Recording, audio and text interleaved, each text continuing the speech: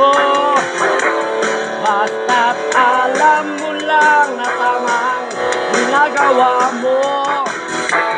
Huwag mong isipin, huwag mong dibdibin. Kung kakatulan mo'y lalo ka lang aasarin.